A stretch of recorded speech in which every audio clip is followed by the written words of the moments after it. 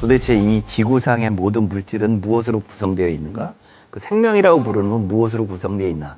생명은 단백질의 긴장이라고 봐요. 긴장. 철학에서 절대 없어질 수 없는 주제가 신이에요. 신이 어떠한 요소로 이루어졌는가에 정의가 필요한데 영화 에어리언이 그 황당한 얘기는 아니네 그러니까. 우리가 살고 있는 지구상에 인류가 처음으로 출현한 게 지금부터 약 300만에서 350만 년 전으로 알려져 있죠. 수세대에 거쳐 연구와 고민이 이루어졌음에도 여전히 우리가 살고 있는 지구 그리고 우주에는 수많은 미스터리들이 있습니다. 오늘 천문학자 이명현 교수님 그리고 철학자 김석 교수님과 함께 인류의 미스터리에 대한 이야기를 나눠볼까 합니다.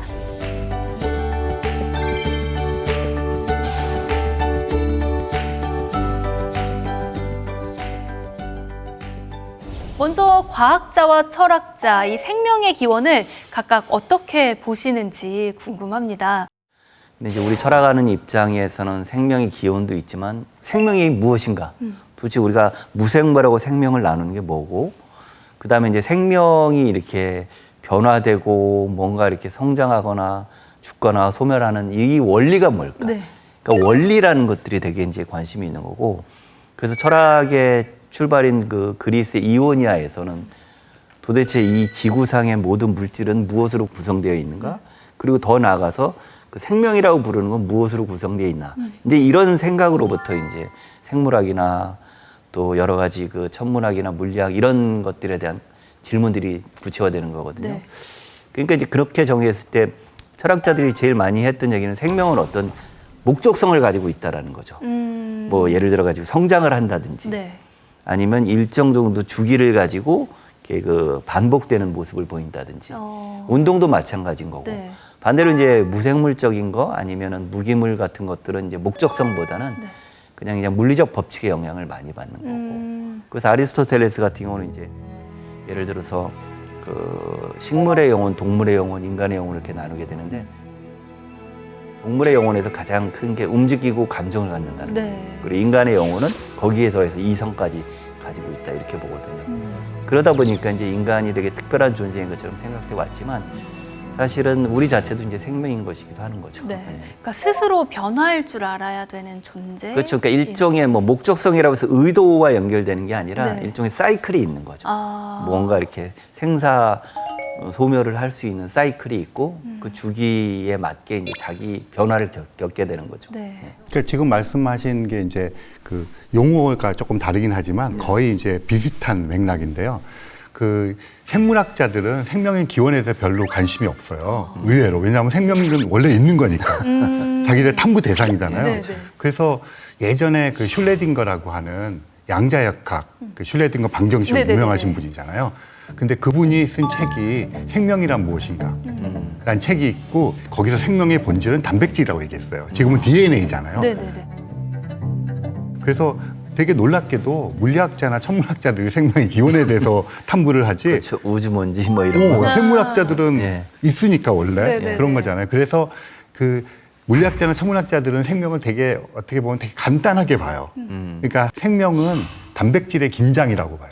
긴장. 우리는 단백질인데 네. 이게 흩어져서 쭉 이렇게 가는 게 자연스러운 그 우주의 흐름이잖아요. 네네네. 그런데 우리는 기어이 이거를 뭉쳐서 버티려고 하는 그러니까 생명이라고 하는 것은 그러니까. 엔트로피를 역행하는 거거든요. 네. 그러니까 잠시 역행해서 단백질을 긴장하면서 뭉쳐 있다가 죽으면 흩어져서 자연에 돌아가는 그런 의미를 보는 거거든요. 그러면 이렇게 뭉쳐 있다고 하는 게 이제 생명 현상이니까 자꾸 이걸 버텨야 되니까 이렇게 스스로 에너지도 이렇게 수환시키고 번식도 하고 네. 막 그렇게 되는 상태로 보거든요.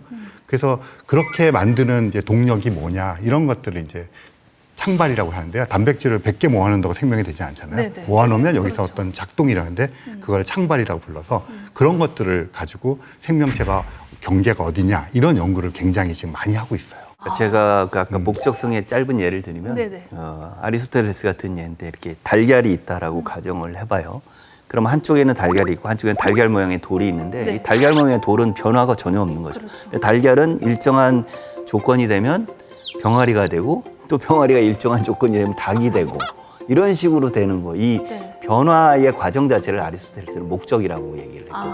그러니까 목적이 어떤 의도에 맞게 되는 게 아니라 그런 목적을 갖고 자기 나름의 어떤 변화를 한다면 생명인 거고 그런 게 없으면 이제 무생명인 거고 이렇게 네. 되는 거죠. 그렇게 본다면 이제 우리의 자아에 대해서도 좀 이야기를 이어가 볼 수 있을 것 같습니다. 그렇다면 또 이 자아를 이루는 정체성은 좀 뭐라고 생각하시는지. 참 어려운 질문이시네요. 네, 저는 자아는 되게 혼미한 거라고 생각합니다. 혼미하죠. 네. 왜냐하면 자아가 나니까 제일 뚜렷하게 알 것 같지만 사실은 자아라는 것 자체가 여러 가지 모양의 어떤 껍데기거든요. 뭐 페르소나라고도 불리고 거울이라고도 불리고 이미지라고도 불리는 이런 것들인데 실질적으로 자아의 정체성을 이루는 여러 가지가 요소가 있지만 제가 드릴 수 있는 가장 중요한 답은 확실하게 자아를 보장하는 건 없다. 다만 일시적으로 이게 지금 상황에서 나구나. 왜냐하면 오늘의 나와 내일의 내가 또 똑같지는 않아요. 그렇죠.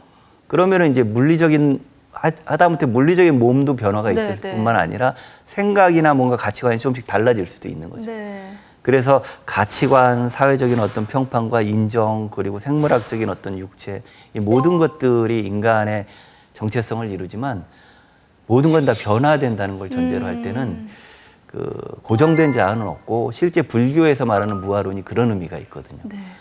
내가 아예 없다가 아니라 나라고 불릴 만한 고정된 것은 없다라는 의미예요. 예.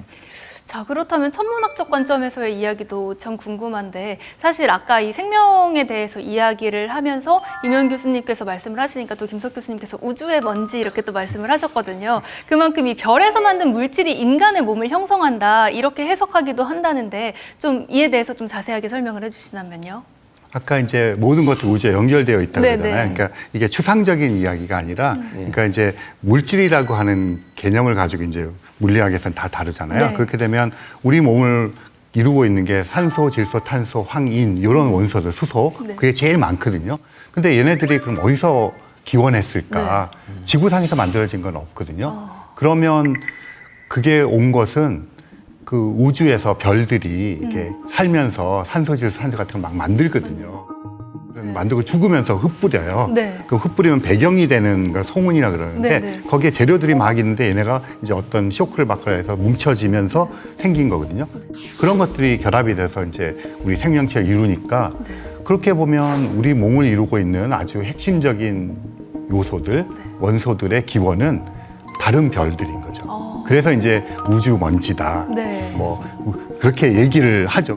그런 의미에서 생각해 보면 우주 속에서 우리는 되게 미미한 존재긴 하지만 또 한 번이라도 끊겼으면 없을 그런 유구하게 내려오는 그 우주를 담고 있는 네네. 존재잖아요. 그게 단지 우리의 인식 속에서만 뿐이 아니라 화학적으로도 그렇다는 것을 네. 이제 과학자들이 알아냈죠.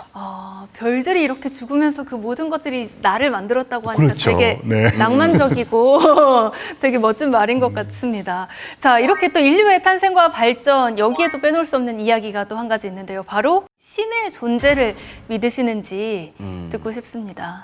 제가 신은 죽었다라고 했지만 철학에서 절대 없어질 수 없는 주제가 신이에요. 현대 철학에 있어서도 인간은 되게 유한한 존재이고 뭔가 경험이 제약이 돼 있음에도 늘 뭐 무한이나 뭐 우주나 신 이런 존재에 대해서 또 생각을 한단 말이에요. 네네. 그것 자체가 인간의 어떤 그 가능성의 조건인 거죠. 네. 그 신이 없으면 우리가 이렇게 뭐 운명이니 뭐 아니면 그 미래니 뭐 선이니 이런 거에 대해서 이야기할 수가 없는 거죠. 키에르케고르 같은 경우는 그 어떤 신앙의 영역은 결단의 영역이다라고 얘기를 해요. 저는 그런 태도를 지지합니다. 그냥 믿음의 영역. 그렇죠. 믿음과 네. 어떤 삶의 영역이지 그게 학문적, 지식적 영역은 아니다라는 거죠. 그렇다면 또 과학자이신 이명현 박사님의 생각도 들어보고 싶은데요. 과학자들도 사람이잖아요. 네. 그러니까 이제 본성을 가지고 있고 그 믿음에 대한 어떤 본성적인 요소가 있거든요. 네. 그러니까 과학자가 종교인이 되거나 신앙을 갖는다고 해서 이상할 건 없어요. 본성적인 건데 그런데 그걸 과학적으로 따지는 것은 또 다른 영역이죠. 그래서 신이라고 하는 것을 얘기하려면 네. 신이 어떤 요소로 이루어졌는가의 정의가 필요한데 그런 네. 것들이 그 마땅치가 않고 그다음에 이제 인격적인 신 같은 것들은 이제 문제가 계속 생기죠. 맞아요. 그 선택의 문제라는 그 그쵸. 존재 전의 존재 이러니까 네. 이제 그런 의미에서 과학자들은 그런 신이라고 하는 조금 말하는 인격적인 신에 대한 부정적이고요. 이야기를 들어보니까 조금은 다른 관점인데 또 비슷한 관점에서 더 궁금한 것들이 많아지는데요. 조금 엉뚱하게 들릴 수도 있겠습니다만 모든 이들의 관심사라고 생각하고 진지하게 들어주셨으면 좋겠습니다. 외계인이 있는지 많은 분들이 또 궁금해하시거든요.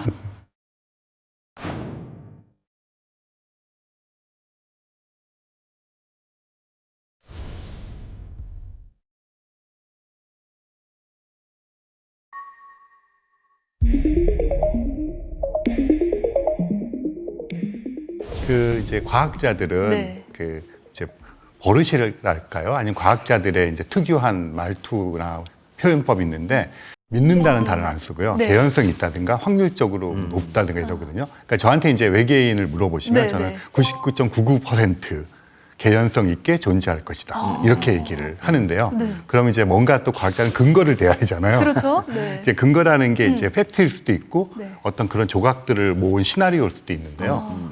지구가 있잖아요. 그럼 태양계 내에 있는 행성 중에 하나예요. 근데 지구에 지금 생명체가 살고 있어요. 있죠. 그리고 화성 같은 데도 뭐 박테리아가 있을 것 같아서 지금 탐구를 하고 있어요.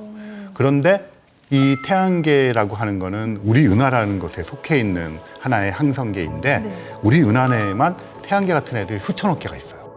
실제로 이제 지구 같은 행성을 찾아봤거든요. 네. 관측을 이제 하늘의 작은 부분 해서 전체를 곱해서 이제 그럼 우리 은하 내에 얼마나 많을까 했더니 50억에서 500억 개 정도. 지구랑 비슷한 애들이.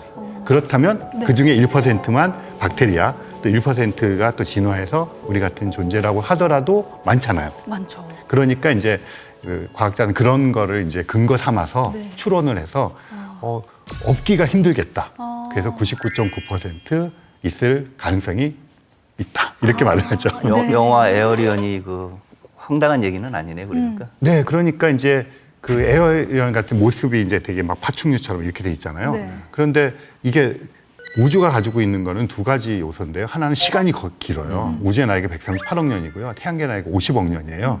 그리고 숫자가 많잖아요. 네. 그러니까 경우의 수가 되게 많으니까 어떤 상상 가능한 것도 이루어질 수 있는 공간이라고 생각을 하는 거죠. 그러니까 그런 의미에서 네. 뭐 있을 수 있다 이렇게 말을 하고 있죠. 이렇게 뭐 천문학적, 과학적 관점에서 좀 생각을 해볼 수 있다면 철학적으로는 또 뭐 외계인이 좀 다른 의미일 수도 있고요. 좀 어떻게 생각을 하시는지도 궁금합니다. 그 외계인이라는 존재가 있다 없다는 사실 철학이 답할 문제는 아니에요. 네. 그거는. 근데 이제 어떤 가능성이라는 개념을 우리가 고려한다면 얼마든지 있을 수가 있는 거죠. 마치 좀 더 의학이 발전하면 인간의 수명이 지금보다 2배, 3배 늘어날 수 있다. 얼마든지 얘기할 수 있잖아요. 그것처럼 어떤 생태적 조건이 갖춰지고 환경이 허락한다면 외계인이 있을 수가 있다. 근데 가능성이 곧 현실은 아니거든요. 네네네. 그러다 보니까 이제 하나의 호기심의 대상으로 탐구하는 건 의미가 있지만 그거를 이렇게 뭐 진리의 차원으로 이렇게 얘기한다든지 실제로 뭐 그렇게 진리처럼 숭배하는 종교도 있잖아요, 외계인들은. 그랬을 때는 이제 엉뚱한 행동을 하기가 쉬운 거죠. 네. 저희가 또 그런 생각을 해보잖아요. 이렇게 있다고 한다면 그 언젠가 아니면 때로는 지금이라도 이 외계인이 여기로 뿅 나타나가지고 만날 수도 있지 않을까. 하지만 그런 사례는 아직까지는 없지 않습니까? 뭐 그런 이유를 좀 찾아볼 수 있을까요? 그 이제 외계인 그렇게 하면 이제 네. 좀 지적 능력을 가진 네. 우리랑 어쨌든 대화가 될 소통할 가능한 네. 외계 생명체를 얘기하잖아요. 그렇죠. 근데 외계 생명체를 얘기할 때 이제 외계 생명체와 외계 지적 생명체, 외계인을 구분을 해요. 네. 그 예를 들어서 화성 그런 데서는 이제 어떤 물리적인 조건이 이렇게 비슷하고 그러니까 박테리아나 미생물 같은 애들이 있을 징후들이 좀 보이고 있어요. 탐사선을 계속 보내서 이제 뭐 하고 있고 네. 최근에도 엄청 복잡한 유기화학 물질이 발견됐거든요. 생명의 전 단계인. 네.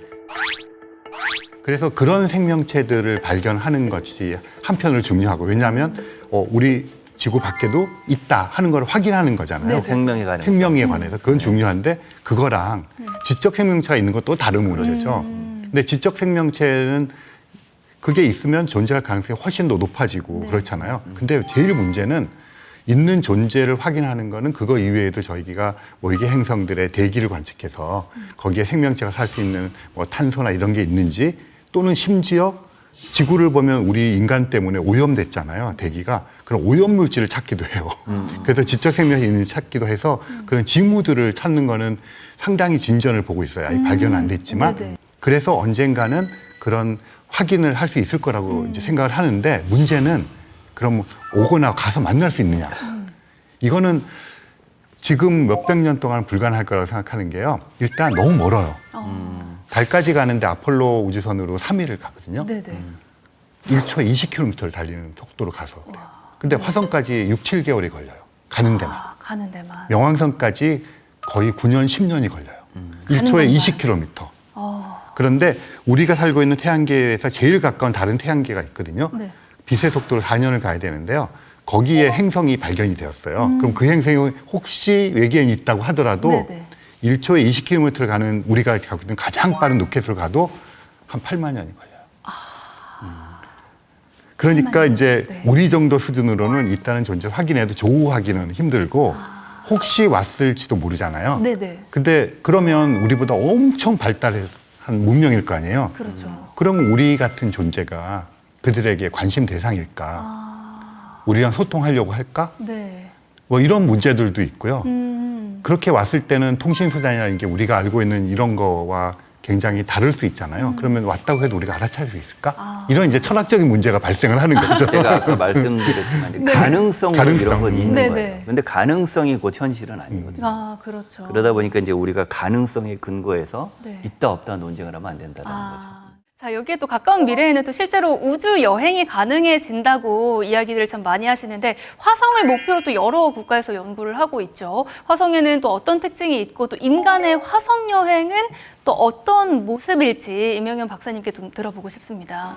우주 탐사는 굉장히 거대한 프로젝트이기 때문에 뭐 어떤 국가의 야망도 있어야 되고 국민들의 지지도 있어야 되고 또 뭐 여러 동상이몽들이 모여서 되는 욕망의 분출이잖아요. 네. 그런데 이제 본성도 있다고 생각해요. 근데 화성까지 가고 싶어 하는데 왜 그러냐면 그나마 화성에는 대기가 있어요. 그러니까 숨은 못 쉬어요. 이산화탄소가 많아서. 근데 산소가 있어서 산소를 이렇게 뽑아내가지고 산소만 뽑아내는 기술도 실험을 성공을 했고요. 화성에서. 그리고 그나마 미생물 같은 게 있을 것 같고 남극과 북극도 있고 진눈깨비 눈도 내리고 막 이래요. 땅 파면 얼음도 나오고. 네. 그러니까 그나마 좀 살 수 있지 않을까 해서 욕망을 가지고 하고 있는데 일단 가는데 6, 7개월이 걸려요. 너무 멀어요. 네. 그럼 살아서 가서 네. 거기서 건설 이러자면 이게 요원한 얘기잖아요. 네. 그러니까 그런 기술적인 문제가 좀 있고요. 그 다음에 이제 사람들이 조금 착각하는 것 중에 하나가 뭐 지구가 황폐해지니까 화성으로 가자 이런 얘기 하는데 지구에서 가장 열악한 지역보다 화성에서 가장 좋은 지역이 더 열악해요. 그러니까 지구를 잘 가꾸는 게 네. 훨씬 나은 거죠. 하지만 인간이 본성에 있는 그런 개척 정신, 나아가고 하는 것의 일환으로 화성으로 가려고 하는 노력은 계속 하고 있죠. 그래서 우주 공간 로켓 속에서 네. 그 먹어야 될 거 아니에요. 네, 야채도 그렇죠. 길러서 지금 적상추라든가 무 같은 것들은 네. 국제우정에서 우주 이제 먹고 있어요. 네. 그런 것도 하고 배양육 같은 것도 해가지고 먹고 이런 것들 뭐 감자 마션 네. 영화에 나왔잖아요. 그것도 미국에서 이렇게 약간 화성 같은 토양에다가 실험도 하고 해서 그런 준비를 엄청나게 하고 있어요. 그런데 이제 사람이 관련된 유인 탐사의 가장 중요한 거는 네. 이게 성공이 아니라 살아서 가다 살아서 돌아와야 돼요. 그렇죠, 그렇죠. 그게 담보가 안 되면 안 되거든요. 네. 네, 두 분과 함께했던 이 시간을 통해서 더 넓은 세계, 더 넓은 세상, 우주에 대해서 더 깊고 또 폭넓게 생각하는 그런 시간이 되셨으면 좋겠습니다.